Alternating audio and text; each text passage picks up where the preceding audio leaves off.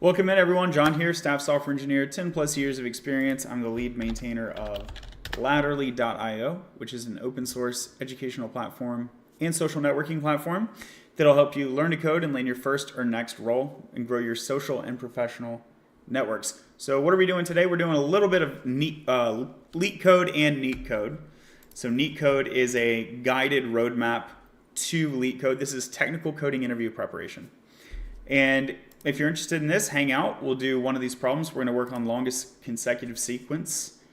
And later today, we'll be doing some open source contribution, actually project-based coding. So if you think that the technical interview prep is boring, follow the channel anyway and tune back in later where we will be working on Latterly.io itself. We'll be working on the member profiles here.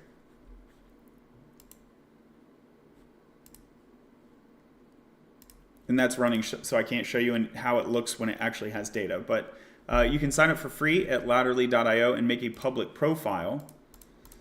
And currently, if you make a public profile, it looks like this. But the feature we're working on shows like a lot more info. If you want to network, if you're publishing your contact info, stuff like that. Okay, let's dive into this problem. And the problem reads, given an unsorted array of integers, so I immediately know that a possible option is sort data, sort nums specifically.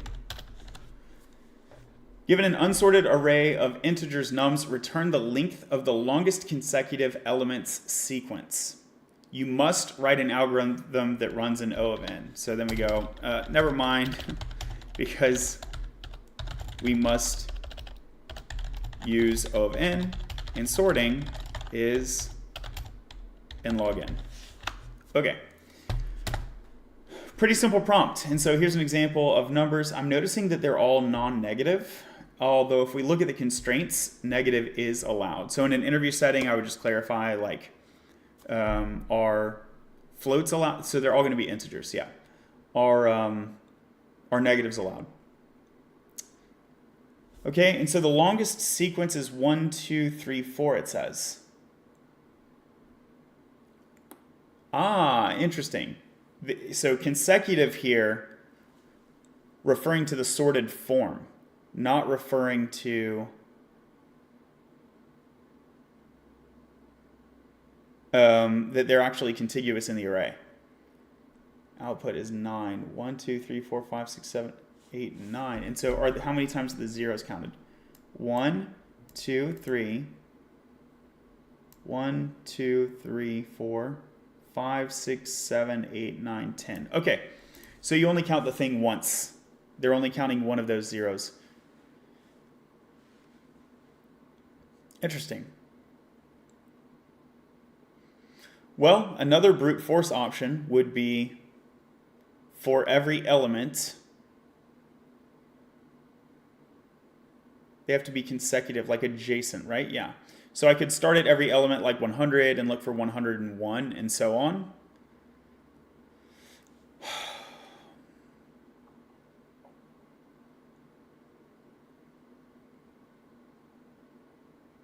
Looking through the array many times is way too slow. It's not even n squared. I think it's worse than n squared. Because if I find 100, and then I find 101 later on, maybe 102 is backwards in the array. So I have to loop through the whole array. What is it, n cubed? So I might need to look through the array n squared times per element of n. So if I use a hash map instead, or a set, either of these, I can just check, is 101 in the set? Is 102 in the set? So in this case, I'm building up a set. And then what am I doing? For each element, I'm checking in that set up to n times. So that's still n squared, but it's an option. Maybe we can improve on that. Use a set or hash map to store values, then loop through and check for contiguous, let's say consecutive, to keep the vocabulary aligned, consecutive values on next iteration. One of the things I really like about Leetcode, as opposed to the actual interview, is that if you run into a problem that really is a thinker, you actually have permission to think. If I was given this in an interview, I would totally fumble it because I don't have a prepared answer that fits really well here. What other tools could I reach for? I could reach for multiple pointers. So maybe, like, what about a sliding window? Sliding window doesn't help because it's not sorted. What about just left and right pointers? It doesn't help because the stuff is not sorted.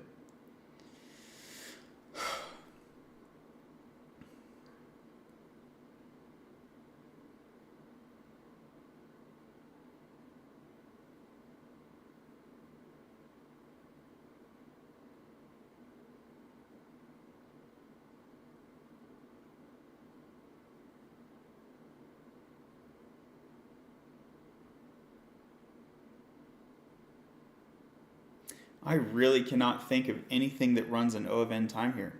So something that would be more efficient on average than n squared, and I have to think about if it's better in the worst case.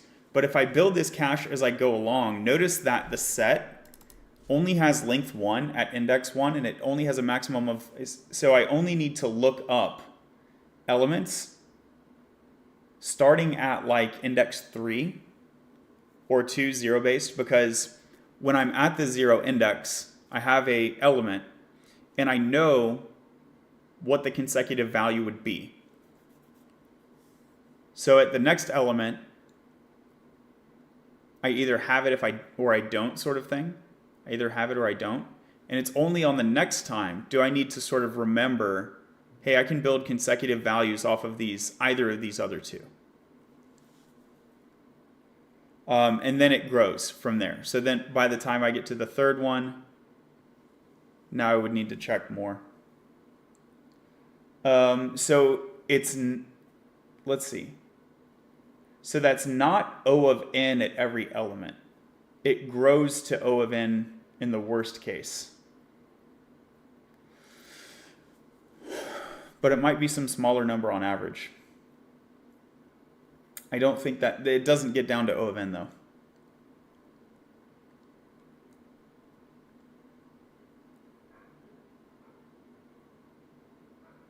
Yeah, but something like that is useful, so that I only need to remember, is my current element a match for something that I saw previously? That sort of thing is useful. So similar to a complements pattern, I could have a set or a hash map of what is the next number I'm looking for? What is the next number I'm looking for? And then this could run. Can I get it to run in O2n? Let's see. So I build up a dictionary, and then I say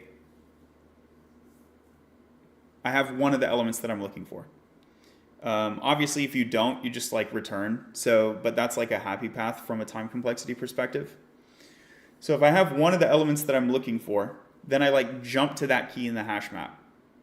And then it's like, okay, what's the next one? And do I have that? And so you go through this chain of jumps, which could be up to O of n.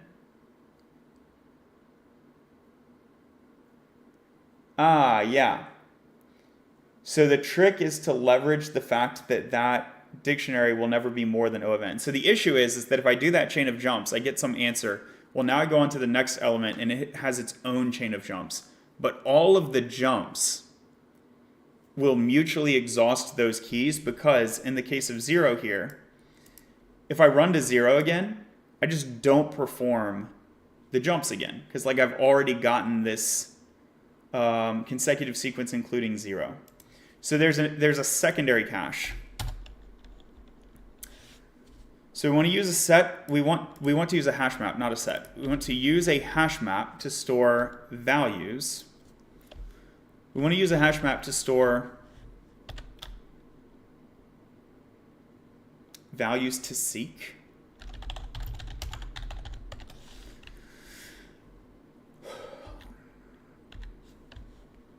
And then we want a secondary hash map. Use a secondary cache for used values so that we don't recheck paths using duplicate elements in. Okay, so I think the time complexity here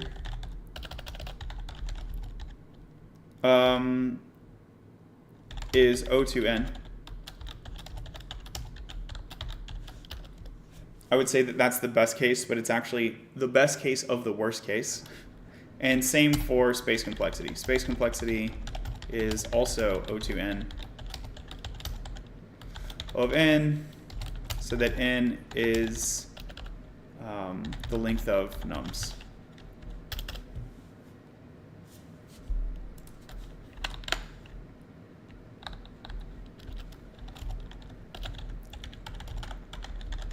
And this is a two-pass solution. All right, let's see if this works. Let me do my time check. We're definitely practicing time boxing here, right?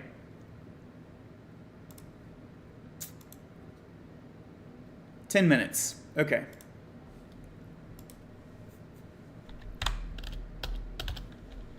So what will I call this thing?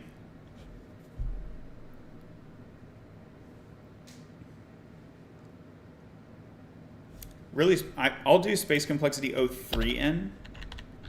I don't know that I need that, but just to give myself the additional tool, and then I can trim it later if I don't need it. So I will say seen is a set, and I will say used is a set, and then I will say sought is a dictionary or a hash map. I want to say for num. Oh, and I can just do this.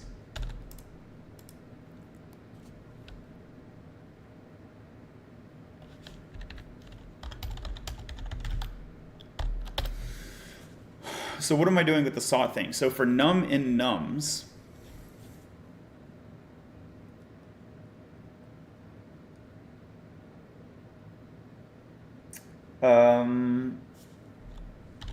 maybe I don't need that. Maybe I don't need that hash map. Maybe I can do it just in time. So sought is num plus 1. If sought in, let's see, I want to get the length here. Longest thingy is 0. We'll eventually return longest thingy.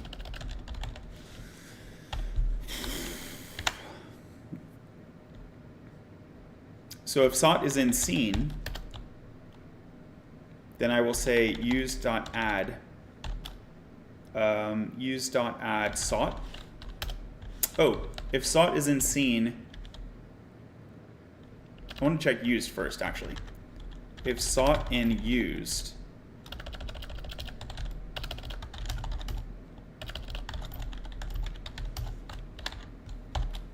if sought is not in used, and it is in seen, then we're going to use it right now.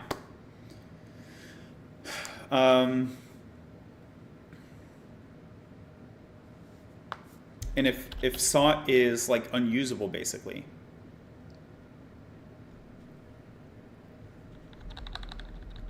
yeah, I need a current sequence length. If it's not, that's the reset condition. Okay, so if we're going to use it, then we will increase the sequence length.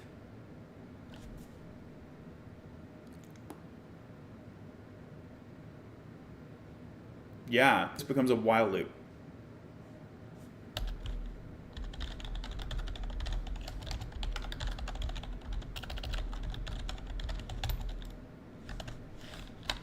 We update the longest thingy.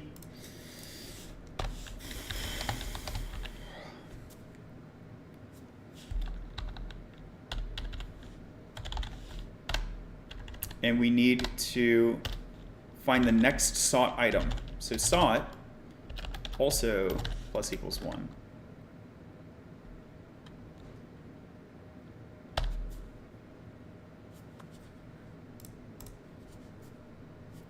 Bummer.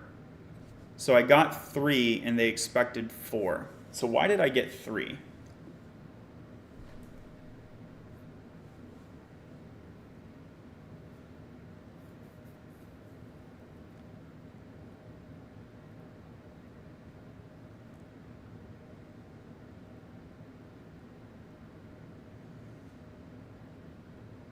Oh, because I'm not counting the base number. So I'm only looking at the instances of the sought thing that are found. And I think that's okay. I think that's okay. I think we just take this base sequence length and make it 1.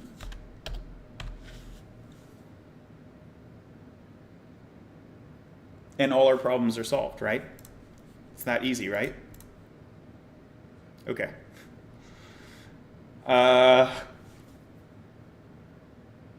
Apparently not. Apparently that didn't solve all our problems. Oop. Checking on the chat. Welcome in, chat. Dark mode, please. Yeah, don't I need to like set my Chrome flags to do that? I don't want to like alter my whole Chrome settings. I wish Leetcode just gave me a button. I don't think they have one. Let me know if I'm wrong about that. Alan, thanks for the follow. Clyptix, am I saying that right? Thank you for the follow. Pradeep on YouTube. What's up? Thanks for being here, Pradeep. Please consider liking the video. That'll tell the algorithm to send it around so we can spread education. CP0 Azar, what are you doing? We are practicing Leetcode. This is like technical interview prep for programmers. You can use Dark Reader extension. All right, let's check it out. Let's check it out. And this is easy to toggle on and off, I guess.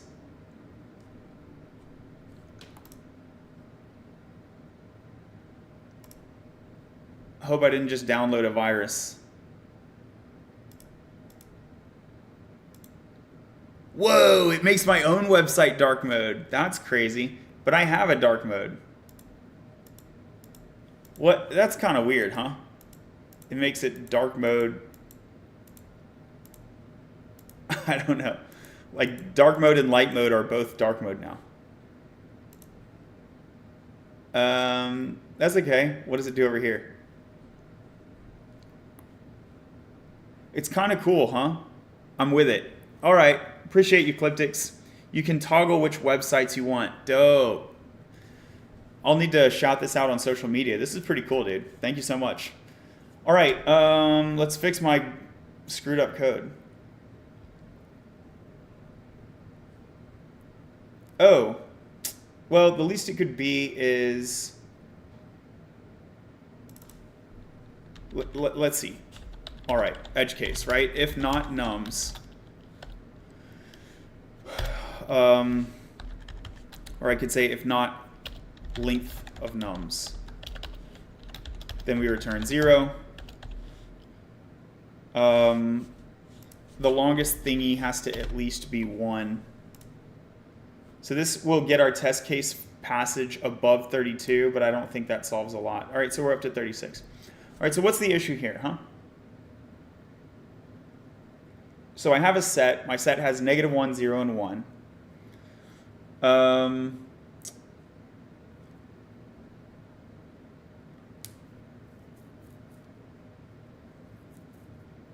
And when I get to 1, I say like, hey, do I have a 2? It's like, no, I don't have a 2. Okay, cool. So we continue to the 0. And we say, hey, do I have a 1? And we say, yes, I got a 1. So now the 0 and the 1 are used. Oh, I'm foot gunning myself. I'm foot gunning myself with this used set.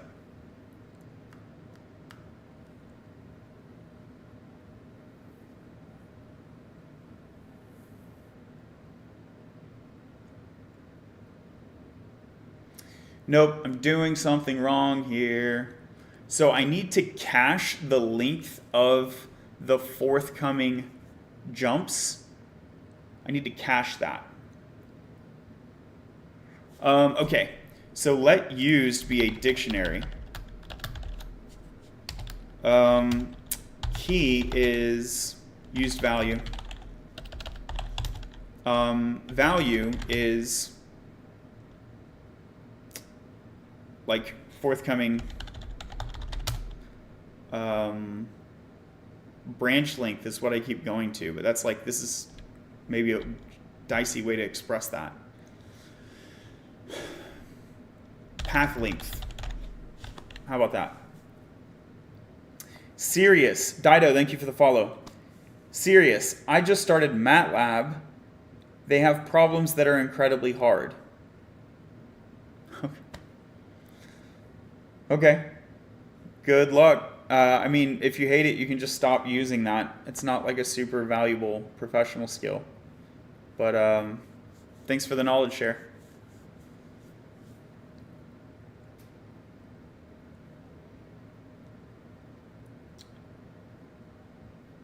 Okay, so here when I used add sought, I need to do something else. What can I put here? This isn't DP, right? No, it's not dynamic programming. I think I can put longest thingy here. I think I can put the longest thingy here. Maybe not. If I put the current sequence length,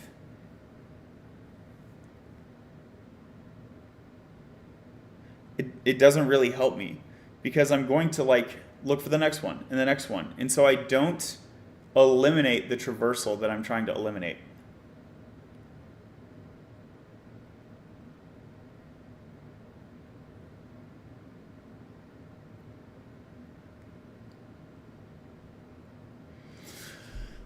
What I'm trying to accomplish here is that when I get to the element -1 and ask the question, do I have a 0? I want to say, yes, I have a 0, but I already know what that will give to you. And so you don't need to do the traversal.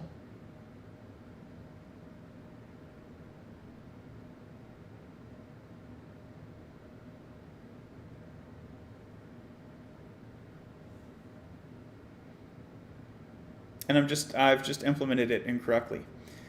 I've just implemented this caching incorrectly.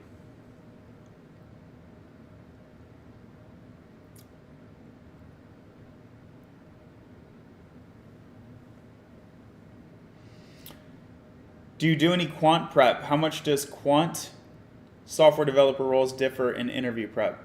So I only know about what is the one? I've only interviewed at one of these companies, and it was not different. Hudson River Trading Company. So HRT is the only quant firm that I interviewed at, and it was hard. But it wasn't like they did special quant, like they weren't asking me to do like risk distributions or amortization. Like the whole quant component was just not there. Like they gave me a problem that was not, they didn't ask me a math question. It was not a quant problem. It was a programming problem.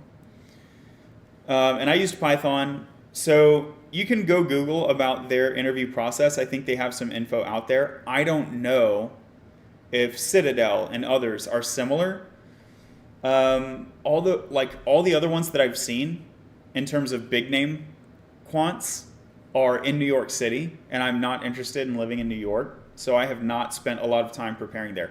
I can tell you there are some small name trading firms throughout the States, and I've interviewed in a bunch of those places, but there it's just like any other tier 2 interview loop. And again, you can expect coding questions, but I was not asked any math questions at any of these other like energy trading firms or commodity trading firms. I interviewed at a couple of those as well, and even got some offers. Right, but the interview in tier 2 and tier 3, you need to work with your recruiter because it can vary by company.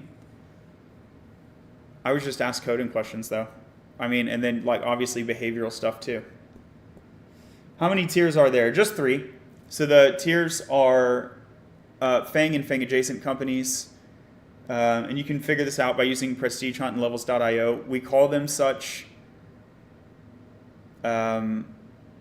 Largely, you can determine that based off of the compensation.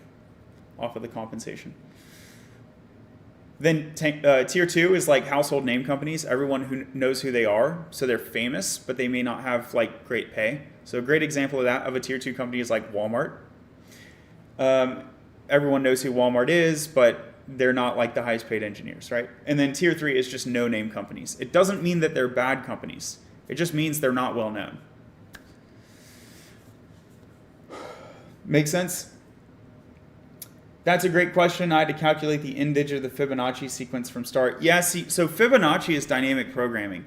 This problem, maybe I'm wrong. Let's go to the description and let's go to the patterns. I'm not approaching it as DP. Yeah, this is not DP. Oh, they want me to do a union find? Pro. I don't know how to implement a union find, dude. Are you serious? Seen this question in a real interview? No, I haven't. All right, we're time boxing, so let's look at the solution.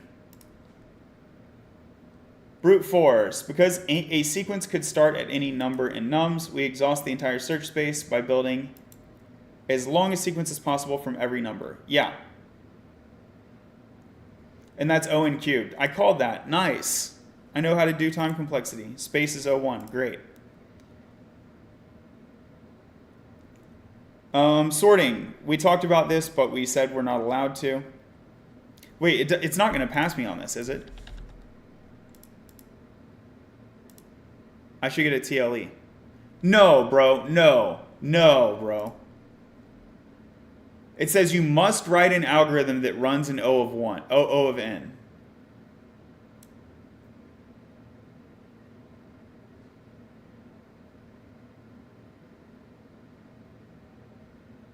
Dude, what? This deserves to be hard for O of n. That's cool. I'm looking at a solution. As soon as I see sort, you failed. It's not O of n. Yeah.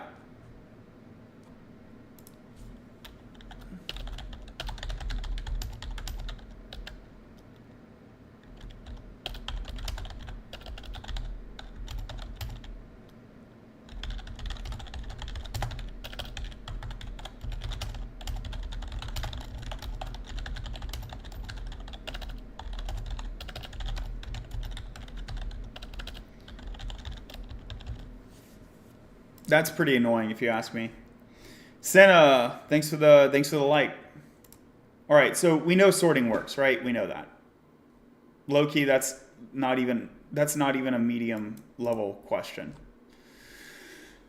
Hash set and intelligent sequence building. So I think this is what I was trying to do, but I'm too stupid, right? So the longest streak, they initialized it to 0, I initialized it to 1, whatever. I think it's going to work either way. So for num and the num set, they make the set, I make the set. Let me undo this. And then they don't use the used concept. So at one point I was like, I think I might have foot gunned myself. But somehow, they're saying this doesn't go O n squared. For num and num set, look at this while here. So are they going to use by proof that it's not O n squared? They're going to say like, yeah, okay, hold on.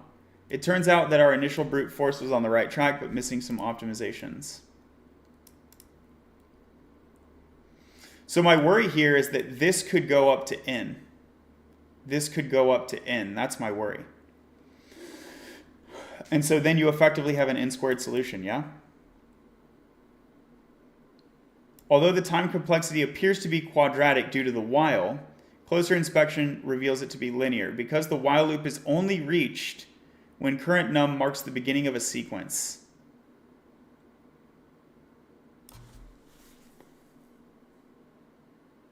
Oh, snap!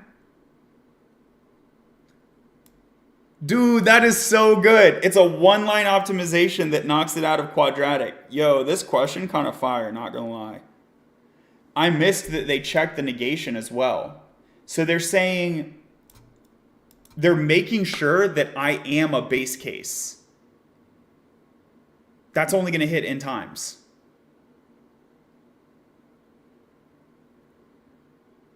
Dude, that's fire, dude. Okay, I'm obviously embarrassed and whatever that I didn't solve it, woohoo. But I really like this question. Hey, thanks for being here, chat. Oh, chill guy. Are companies moving away from only hiring data scientists with PhDs or no? They are, but they're doing so slowly. They are, but they're doing so slowly.